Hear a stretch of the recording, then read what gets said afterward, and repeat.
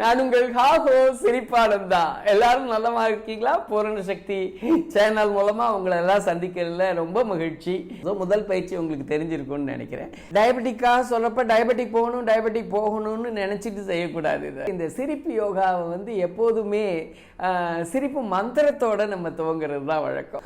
ஹோ ஹோ ஹா ஹா ஹா, ஹோ ஹோ ஹா ஹா ஹா, ஹோ ஹோ ஹா ஹா ஹா, ஹோ ஹோ ha ha ha, ho ho ha ha ha, ho ho ha ha ha, ho ho ha ha ha.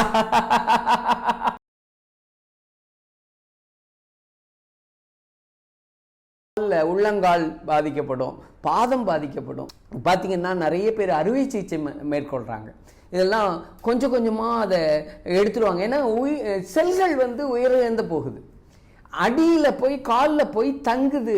அந்த தேவையில்லாத செல்கள் ஃபுல்லாக செத்து போன செல்களும் நோயுற்ற செல்களும் பாதத்தில் தான் போய் தங்குது. ஸோ இந்த பாதங்களில் போய் தங்கக்கூடிய அசுத்த செல்களை நம்ம ரிஜினுவேட் பண்ணணும். ஒரு புஷ் பண்ணி விட்டு அது ரத்தத்தோடு கலந்து கொஞ்சம் கொஞ்சமாக வெளியில் போயிடுது. ஒன்று நம்மளுடைய வேர்வை செல்கள் மூலமாகவோ இல்லை மலம் மூலமாகவோ இல்லை யூரின் மூலமாகவோ வெளியேற்றப்படுது.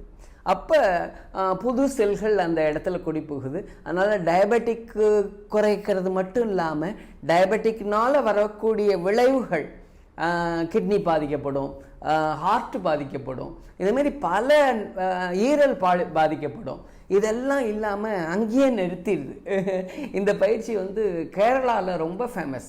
ஆயுர்வேதிக் டாக்டர்கள் இதை பரிந்துரைக்கிறாங்க. ஈவன் தோ இது மருந்து கிடையாது, ஒரு பயிற்சி தான். இந்த பயிற்சி ஸ்ப்ரிங் லாஃப்டர். இந்த நம்ம உடம்ப ஒரு ஸ்ப்ரிங் மாதிரி மாற்றிக்க போகிறோம். சந்தோஷமா சிரிச்சுட்டு அந்த ஸ்ப்ரிங் ஆடுது அப்படின்னு நினச்சிக்க போகிறோம். நான் சொல்கிறதுல ஒரு நுணுக்கம் இருக்குது. அந்த நுணுக்கம் ரொம்ப கடைபிடிக்க வேண்டியது ரொம்ப முக்கியம். காலுடைய பொசிஷன், எந்த இடத்துல நம்ம ப்ரெஷர் கொடுக்கணும், எந்த இடத்துல நிறுத்தணும், எந்த இடத்துல திருப்பி ஸ்டார்ட் பண்ணணும் அப்படிங்கிறத நான் சொல்கிறேன். பயிற்சி நடக்கிறப்பயே சொல்கிறேன். நல்லா கவனித்து செய்யுங்க. இப்படி 100% பர்ஃபெக்டாக கொடுக்கணும்னு அவசியம் இல்லை. உங்களுக்கு கீழே விழுந்துடக்கூடாது. அதனால் செவுத்து ஓரமாக நின்றுக்கலாம். ஒரு கீழே கூட யோகா மேட் போட்டுட்டு பண்ணலாம். அந்த மெத்துன்னு இருந்ததுன்னா நல்லதாக இருக்கும். அதனால் இந்த பயிற்சி ஸ்ப்ரிங் லாஃப்டர், நம்மளையே ஒரு ஸ்ப்ரிங் மாதிரி மாற்றக்கூடிய அற்புதமான சிரிப்பு. பார்க்கலாமா? எல்லா பயிற்சியும் கொஞ்சம் செரிமானம் செய்கிறதுக்கு நேரம் ஒதுக்கிட்டு தான் செய்யணும். பட் இந்த பயிற்சியும் மட்டும் அதை விலக்கு உண்டு. அதனால் எப்பப்பெல்லாம் உங்களுக்கு பொழுது போலையோ அப்பப்பெல்லாம் இந்த பயிற்சியை செய்யலாம். இந்த கைகள் ரெண்டையும் நல்லா லூஸில் விட்டுக்கணும். விட்டுட்டு பிறகு ஸ்ட்ரைட்டாக நின்றுக்கணும். 2 காலையும் இணைச்சி வச்சுக்கணும். முன்கால் 2 இணைஞ்சி இருக்கட்டும், பின்கால் கொஞ்சம் தள்ளி இருந்தால் பரவாயில்ல. கன்வீனியன்ட் தான் ரொம்ப முக்கியம். கீழே விழுந்துடக்கூடாது. அது ரொம்ப நல்ல கவனம் செலுத்திக்கோங்க. நமக்கு வயதாக ஆக எந்த சமயம் நம்ம கீழே விழுவோம்னு சொல்ல முடியாது. அதெல்லாம் ஜாலியாக எடுத்துக்கலாம். கீழே விழலைன்னாதான் அதிசயம். ஆனால் விழறப்ப கூட ஸ்லோ மோஷனில் விழணும். அதுக்காகத்தான் ஒரு மேட் போட்டுக்க சொன்னேன். 2 கை நல்ல லூஸில் விட்டுட்டு நம்மளுடைய கால்களை விரல்கள் மேலே நம்ம காலை நிறுத்த போகிறோம். இப்படி வச்சுட்டு மெதுவாக குதிக்காலை உயர்த்தி இந்த 5 10 விரல் இருக்கு இல்லையா காலில், இந்த 10 விரல் மேலே நிற்க போகிறோம். இந்த நம்மளுடைய முழு கிராவிட்டியும் விரல்கள் மேலே இறங்கணும். ஏன்னு கேட்டிங்கன்னா இந்த விரல்களில் தான் ஃபஸ்ட்டு அசுத்த செல்கள் தேங்க ஆரம்பிக்குது. அதுதான் கீழே இருக்குது. முன்னாடி போய் தள்ளி விட்டுடுது, தள்ளி போய் வெளியில் போன்னு தள்ளி விடுது. இதெல்லாம் எனக்கு தேவையில்லை, இந்த செல்கள்லாம் ஏற்கனவே கெட்டு போச்சு அப்படின்னு சொல்லி நம்ம உடம்பே பார்த்து தள்ளி விடுது. அதுக்கு மேலே அதால் தள்ளி விட முடியல. அதனால அங்கே ஸ்டோரேஜ் ஆகி போகுது. அதை நம்ம வெளியேற்றுறதுக்கு ஃபஸ்ட்டு நம்மளுடைய விரல்களிலிருந்து உள்நோக்கி அழுத்தணும். ஸோ மெதுவாக ரைஸ் பண்ணின விட்டு பின்னாடி நம்ம திரும்பவும் குதிக்காலை கீழே கொண்டு போகிறோம். இந்த குதிக்காலை கொண்டு போகிறப்ப தரையில் குதிக்கால் படக்கூடாது. எப்போ படப்போகுது அப்படின்னு தெரியுதோ, கிட்டத்தட்ட படப்போகுது அப்படிங்கிறப்ப திருப்பியும் குதிக்காலை உயர்த்திடணும். ஸோ இது ரொம்ப முக்கியம். ஏன்னு கேட்டிங்கன்னா இந்த ப்ரெஷர் முழுக்கவுமே நம்ம விரல்களில் சேரணும். அதுதான் ரொம்ப முக்கியம். அப்போ அந்த குதிக்கால் கீழே படாதப்ப வந்து இன்னும் அதிக அளவு விரல்கள் மேலே ப்ரெஷர் ஏறும். சிரிச்சுட்டே செய்கிறப்போ மனமும் மகிழ்ச்சியாக இருக்கும். அந்த மகிழ்ச்சியில் வந்து நிறைய விஷயங்கள் நடக்கும். இப்போ வச்சுட்டு நம்மளை ஒரு ஸ்ப்ரிங்குன்னு நினச்சிட்டு மெதுவாக உயர்த்துவோம், சிரிச்சுட்டே உயர்த்துவோம். முடிஞ்ச வரைக்கும் ஸ்ட்ரைட்டாக நின்றுக்கங்க. முடியலையா, ஏற்கனவே வளைஞ்சு போச்சா முதுகு அப்படின்னா பரவாயில்ல, ஒரு துண்டு, ஒரு கம்பு துண்டை வச்சுக்கலாம்.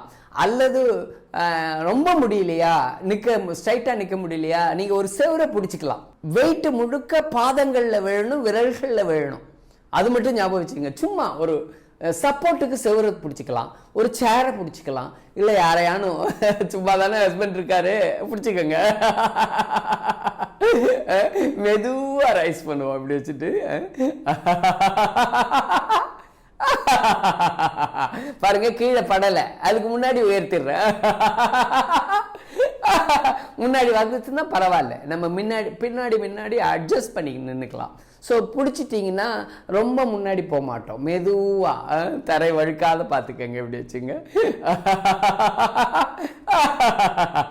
ஒரு கேள்வி பதில் மாதிரி, சிரிப்பிலேயே ஒரு கேள்வி பதில்.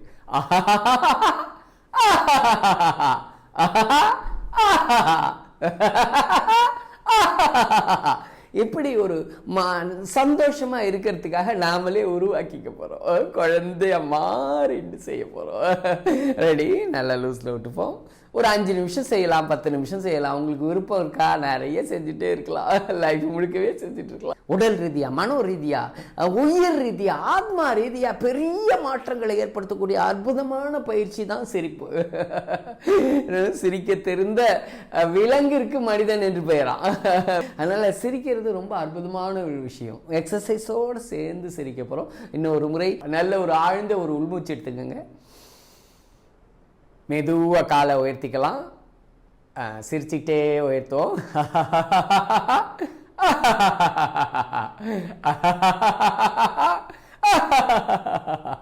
ஹோ ஹோ ஹா ஹா ஹா, ஹோ ஹோ ஹா ஹா ஹா, ஹோ ஹோ ஹா ஹா ஹா.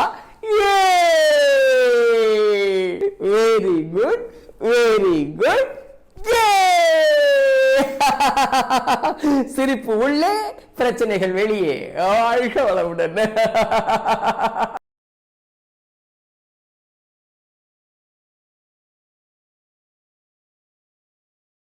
கட்டாயமா நிறைய பேர் கூட ஷேர் பண்ணுங்க அண்ட் சப்ஸ்கிரைப் பண்ணுங்க. அப்பதான் பூர்ண சக்தி வீடியோஸை மிஸ் பண்ணாம பார்க்க முடியும்.